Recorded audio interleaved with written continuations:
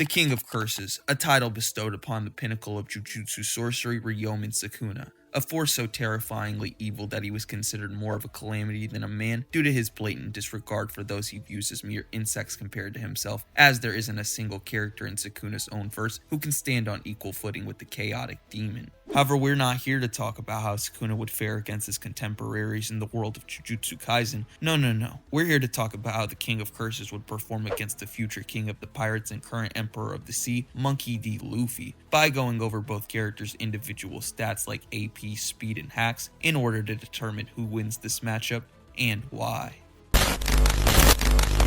We'll start off by comparing both characters' attack potency, where Luffy should have the decisive edge since even before unlocking Gear 5 he was able to split the sky alongside Kaido, which has been pixel calced to be a country level feat. And Luffy would only go on to get stronger past this point when accounting for his Gear 2 and Gear 4 multipliers, which can be argued as anywhere between a 30 to a 50 times boost, meaning even a base Gear 5 Luffy would be nearing large country level, as we're told he's exponentially stronger than in Gear 4. And this is nowhere near Gear 5 Luffy's limit either, as his Bajrang Gun has been consistently calced to be able to output continental levels of kinetic energy, making him one of the strongest characters we've seen in the history of Shonen Jump. Compared to Sukuna, who caps at around mountain to island level via upscaling from characters like Dagon and Jogo, who can create extremely large land masses by using their domain expansions. And this is while being extremely generous to the JJK verse as a whole, since Sukuna and other top tiers like Gojo are more consistently in the town level range via pixel scaling.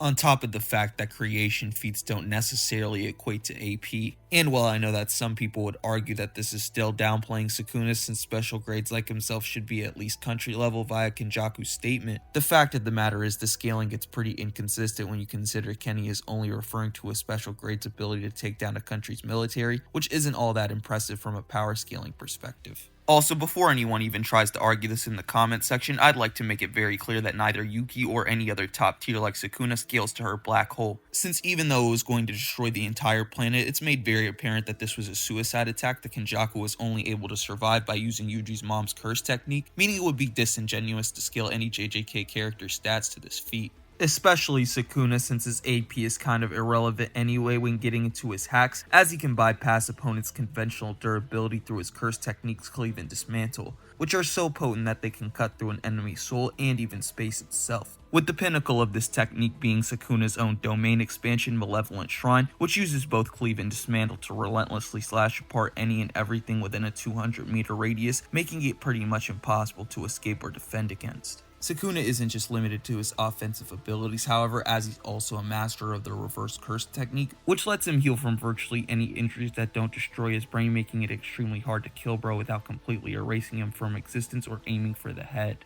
Which, funny enough, he can also do to other people with his fire arrow technique he used to kill Jogo and to nuke Maharaga, giving Sukuna an effective means of damaging opponents from range, alongside his curse tool that lets him produce lightning bolts from the tip of his blade, with both of these attacks being direct counters to most types of regeneration. That's not all for Sukuna's abilities though, since if you include Fushikuna into the equation, then his bag gets even deeper, as the 10 Shadows technique allows for the summoning of the strongest Shikigami Divine General Maharaga, who has the ability to adapt to any and all phenomenon, which is just as broken as it sounds, since if Maharaga is injured by a particular attack, the 8-handled wheel above its head will turn, allowing it to acclimate so that if the adversary is using the same technique again, said technique will be countered. And this ability also works offensively as well, since if an attack that Maharaga uses is defended against, its adaptation will just make it to where the same attack will break through the opponent's defenses next time around. In addition to his adaptation ability, Maharaga also seems to possess a reverse curse technique type of regeneration, meaning it's impossible to beat the Shikigami without wiping it out in one shot, since it doesn't even possess a brain like most RCT users, which makes Maharaga a sort of Broly-like entity that can hypothetically beat anyone given the right circumstances. However, Maharaga's adaptation does have some upward limitations when it comes to its capabilities, but I'll discuss this more in the evaluation portion of the video. Also, if you're wondering why I haven't mentioned the other Shikigami of the 10 Shadows shadows and their abilities yet, it's just because they're kind of fodder and somewhat of a nerf to Sukuna, considering he can't use the 10 shadows technique in his own at the same time, making any use of a Shikigami not named Maharaga counterproductive if Sukuna plans on taking this fight seriously.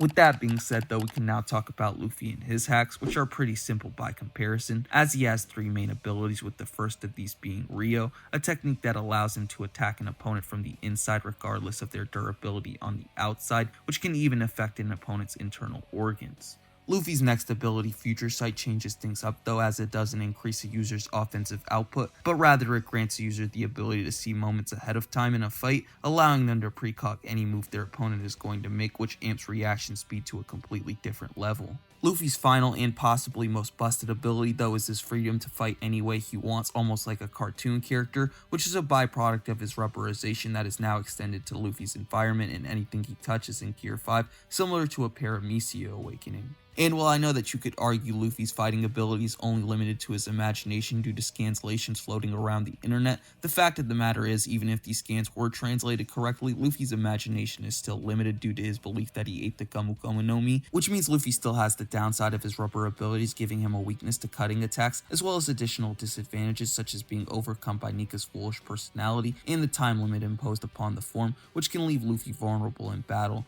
making him an extremely bad matchup against Sukuna. Moving on, the last and most important thing we need to talk about is speed, this time starting off with Luffy, whose speed scaling is extremely straightforward, as we've seen him blocking and trading blows with Admiral Kizaru, who we know can move and attack at the speed of light. And this isn't even a serious Luffy either, since we later see Gear 5 blitzing Kizaru with White Star Gun, which would comfortably put Luffy's combat speed in the FTL plus range with far higher reaction speeds via Future Sight. And while I know that you could easily argue that Luffy is massively faster than light by calc stacking, I personally don't like using this method, as you can use it to wank any kind of long running shown in speed scaling as soon as FTL feats are introduced, which just leads to a race of who can out calc stack who, making this form of scaling inconsistent in my opinion. Speaking of inconsistent scaling though, I thought I'd go ahead and make it clear right off the bat that Sukuna is not faster than light, as even though absolute idiots like Kuros will have you believe that Kashimo's attacks move at light speed just because they're electromagnetic waves, the reality is that electromagnetic waves only travel at light speed in a vacuum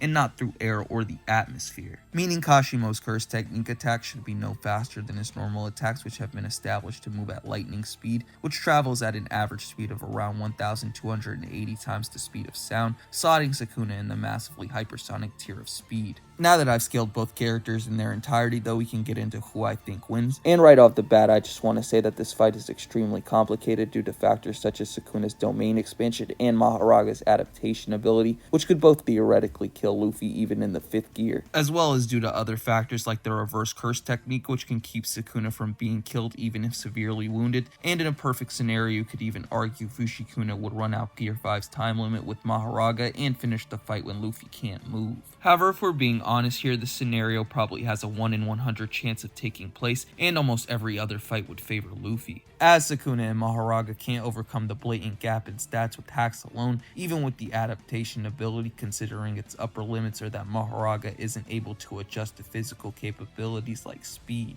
And since we already know that Sukuna is too slow to hit Luffy with his slashes, this just means that Luffy could easily wipe both him and Maharaga out with the Red Rock, which hard counters their regenerative abilities, making the Sun God a far superior combatant to the King of Curses overall, which is why I would like to declare the winner of this hypothetical matchup to be Monkey D. Luffy. With the video wrapped up though, I would like to quickly just ask that you like the video and subscribe to the channel if you enjoy versus battle content just like this, as I'm trying to hit 4K subs by the end of the year and your support would help tremendously. But with all that being said guys, you know I hope you're having a great day wherever you are, and until next time.